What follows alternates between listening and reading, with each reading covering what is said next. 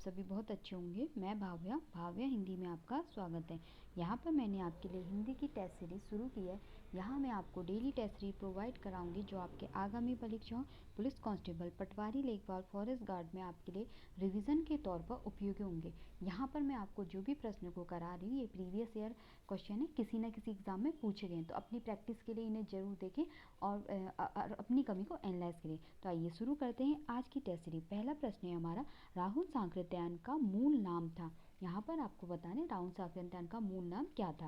पहला दे रखा मैं बैजनाथ द्विवेदी, दूसरा केदार पांडे, तीसरा रामचंद्र तिवारी और चौथा वैद्यनाथ मिश्र।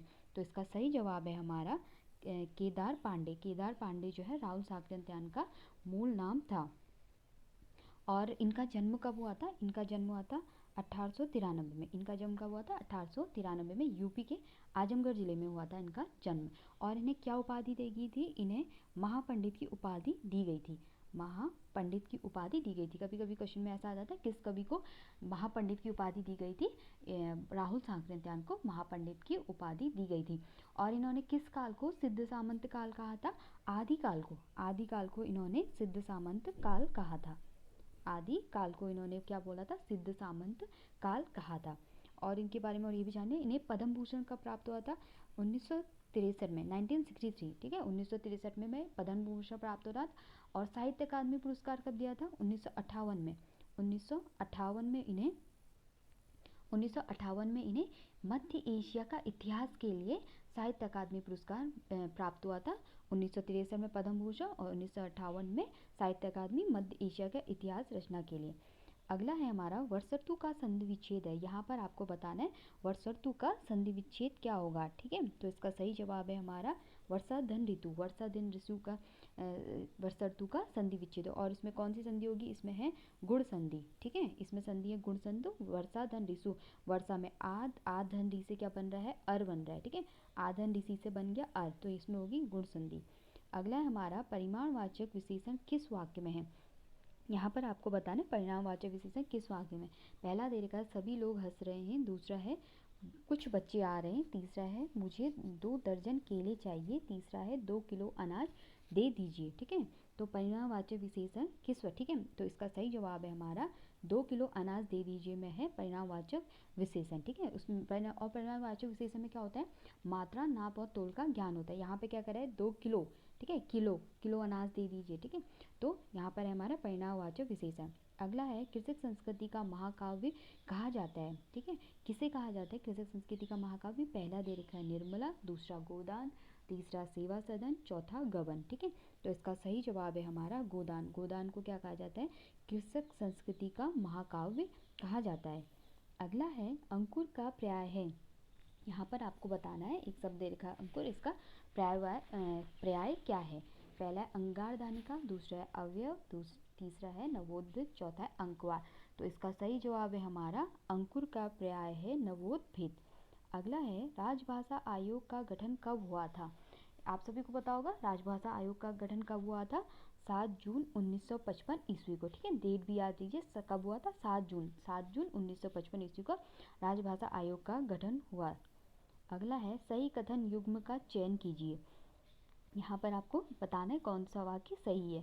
पहला दे रखा है कठोर बनकर भी शहद बनो, ये हमारा है सरल वाक्य, ये सही है। जिसने टोपी पहन रखी थी वह बाबू कहाँ गया, ये है हमारा मिश्रवा।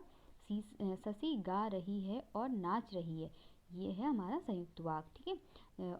तो और चौथा दे रखा उपयुक्त सभी। तो इसका सही जवाब है उपयुक्त सभी। ये तीनों कौन से हैं? सरल वाक्य, संयुक्त वाक्य और मिश्र वाक्य, तीनों हमारे सही हैं।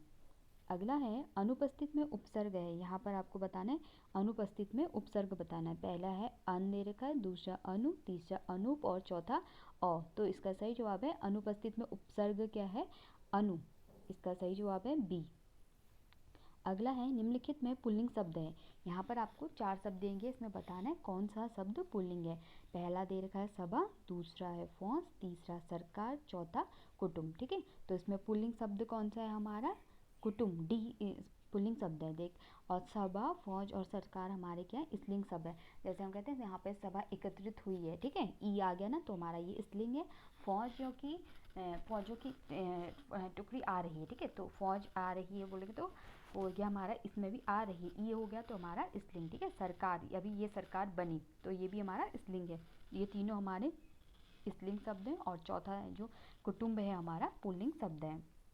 अगला है मैं पर किस कारक के चिन्ह हैं, ठीक है। मैं पर किस कारक के चिन्ह हैं ये आपको बताना है। पहला दे रखा है संप्रदान कारक, दूसरा अपादान कारक, तीसरा है अधिकरण कारक और चौथा है कर्ता कारक, ठीक है। तो मैं पर पे किस में आता है, इसका सही जवाब है हमारा अधिकरण कारक। अधिकरण कारक में आता है मैं, पर और पे, ठीक है। मैं पर पे में क्या होगा, अधिकरण कारक। संप्रदान कारक में के लिए, अपादान कारक में होता है से, और अधिकरण कारक में आपको दे रखा है मैं पर पे, और कर्ता कारक कर्ता नी। अगला है हमारा लघुत्तरी शब्द में कौन सी संधि है। यहाँ पर आपको बताना है लघुत्तरी में कौन सी संधि है। पहला है यण संधि, दूसरा है गुण संधि, तीसरा है दीर्घ संधि या वृद्धि संधि, ठीक है। तो लघुत्तरी में हमारी कौन सी संधि है, दीर्घ संधि, लघु धन उत्तरी, ठीक है। क्या होगा इसका, लघु धन उत्तरीय, ठीक है। तो इसमें क्या कौन सी संधि होगी हमारी, दीर्घ संधि। अगला है जौनसारी बोली निम्न में से किस वर्ग में आती है। आपको बताना है जौनसारी बोली किस वर्ग में आती है। पहला है पश्चिमी पहाड़ी, दूसरा पूर्वी पहाड़ी, तीसरा है मध्यवर्ती पहाड़ी और चौथा उपयुक्त में से कोई नहीं। तो इसका सही जवाब है हमारा जौनसारी किस पहाड़ी के वर्ग में आती है, पश्चिमी पहाड़ी में, ठीक है। और पहाड़ी ये क्या है, पहाड़ी हिंदी के दो भाग होते हैं, पश्चिमी पहाड़ी और मध्यवर्ती पहाड़ी, ठीक है। ये दो भाग होते हैं पहाड़ी हिंदी के दो भाग, पश्चिमी पहाड़ी और मध्यवर्ती पहाड़ी। और पश्चिमी पहाड़ी में क्या कौन कौन से आते हैं, जौनसा, सिरमौर, शिमला, मंडी और बालचा आसपास के क्षेत्र आते हैं पश्चिमी पहाड़ी। और मध्यवर्ती पहाड़ी में क्या क्या आते हैं, गढ़वाली और कुमाऊनी, ठीक है। मध्यवर्ती पहाड़ी में आते हैं हमारे गढ़वाली और कुमाऊनी। तो जौनसारी बोली जो है वह है पश्चिमी पहाड़ी का, इसका ए जवाब सही है। अगला है परिश्रम करने वाला छात्र पास हो जाएगा, रेखांकित अंश में कौन सा पदबंध है, ठीक है। बोल रहा है परिश्रम करने वाला छात्र पास हो जाएगा, या कौन सा रेखांकित में कौन सा पदबंध है, संज्ञा पदबंध, सर्वनाम पदबंध, तीसरा है विशेषण पदबंध, चौथा है क्रिया विशेषण पदबंध, ठीक है। तो इसका सही जवाब है हमारा संज्ञा पदबंध। परिश्रम करने वाला छात्र, क्या बोल रहा है, छात्र पास हो जाएगा, तो हमारा है संज्ञा पदबंध। वह सर्वनाम के किस भेद के अंतर्गत आता है, ठीक है। यहाँ पर आपको बताना है वह सर्वनाम के किस भेद के अंतर्गत आता है, मध्यम पुरुष, उत्तम पुरुष, अन्य पुरुष या अनिश्चयवाचक सर्वनाम, ठीक है। किसके बारे में बात करें, वह, ठीक है। तो यह है पुरुषवाचक सर्वनाम, ठीक है।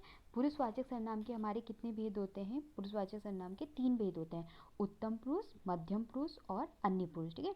उत्तम पुरुष में क्या आता है, वक्ता के लिए जो कह रहा है वो किस पुरुष में आता है, हमारा उत्तम पुरुष में, ठीक है।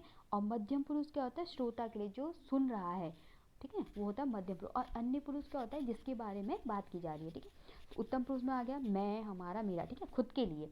और मध्यम पुरुष में हम जिसे श्रोता जो सुन रहा है उससे कहते हैं, जैसे तुझे, तुम्हें, ये हो गया मध्यम पुरुष में। और अन्य पुरुष में क्या होगा, तीसरे के बारे में बात की जाती है, यह, वह, वे, उन्हें। अभी यहाँ पे क्या कहा जा रहा है, वह। तो इसका सही जवाब हो गया, इसमें हो गया अन्य पुरुष। अगला है हमारा निम्न में से कौन सा तुर्की भाषा का शब्द है। यहाँ पर आपको बताना है कौन सा शब्द तुर्की भाषा का है, ठीक है। पहला है कैंची, दूसरा है कमरा, तीसरा है रिक्शा, चौथा है चाय, ठीक है। आपको ये बताना है कि कैंची किस भाषा का, यहाँ पर तुर्की भाषा का शब्द क्या है, ठीक है। तो इसका सही जवाब है हमारा कैंची। कैंची जो है हमारा तुर्की भाषा का शब्द है। अगला है उद्धत का विलोम शब्द है। उद्धत का आपको विलोम शब्द बताना है। पहला है कोमल, दूसरा उत्तम, तीसरा है सौम्य, चौथा है सौख्य, ठीक है। तो उद्धत का विलोम क्या होगा, इसका सही जवाब है हमारा अनुभवी। अनुभवी जो है उद्धत का विलोम। अगला है तारीख शब्द है। यहाँ पर आपको बताना है तारीख कैसा शब्द है। पहला दे रखा विदेशी, दूसरा देशज, तीसरा तस्म, तत्सम, चौथा तद्भव, ठीक है।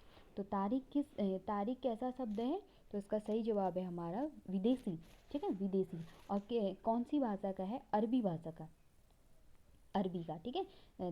विदेशी शब्द है, किस भाषा का शब्द है, कभी कभी आता है किस भाषा का शब्द है, तो ये अरबी भाषा का शब्द है। अगला है उपानह शब्द का क्या अर्थ है। यहाँ पर आपको एक शब्द दे रखा है उपानह, इसका आपने अर्थ बताना है। पहला दे रखा है जूता, दूसरा जनेऊ, तीसरा गमछा, चौथा पगड़ी, ठीक है। तो उपानह का क्या अर्थ है, इसका सही जवाब है जूता। जूता है उपानह का अर्थ। अगला है अनुभवी का विशेष है। यहाँ पर आपको एक शब्द दे रखा अनुभवी, इसका विशेष्य बताना है। पहला दे रखा अनुभव, तीसरा है अनु, दूसरा है अनु, तीसरा है अनु और चौथा है अनुभव। ठीक है, तो अनुभवी का क्या विशेष होगा? अनुभव। ठीक है, अनुभव क्या है? अनुभवी का विशेष्य है। अगला है निम्न में से डॉक्टर पीताम्बर दत्त बड़तवाल की रचना है। यहाँ पर आपको 4 रचनाएं दी गई, बताना है कि डॉक्टर पीताम्बर दत्त बड़तवाल की रचना कौन सी है। पहले है छायावाद, दूसरा है सूफी मत, साधना और साहित्य, तीसरा है नाथ संप्रदाय, चौथा है हिंदी काव्य में निर्गुण संप्रदाय। तो इसका सही जवाब है हमारा डी, हिंदी काव्य में निर्गुण संप्रदाय इसका सही जवाब है। यह है पीताम्बर दत्त बड़तवाल की रचना। ठीक है, और इनका जन्म कहाँ हुआ था? इनका जन्म हुआ था पौड़ी गांव के पौड़ी के पाली गांव में। ठीक है, पाली गांव में, कहाँ है? पौड़ी में, पौड़ी के पाली गांव में इनका जन्म हुआ था। तो ये थी हमारी आज की तहसीरी। मिलते हैं नेक्स्ट वीडियो में। खूब पढ़िए और अपना ध्यान रखिए। Thank you so much.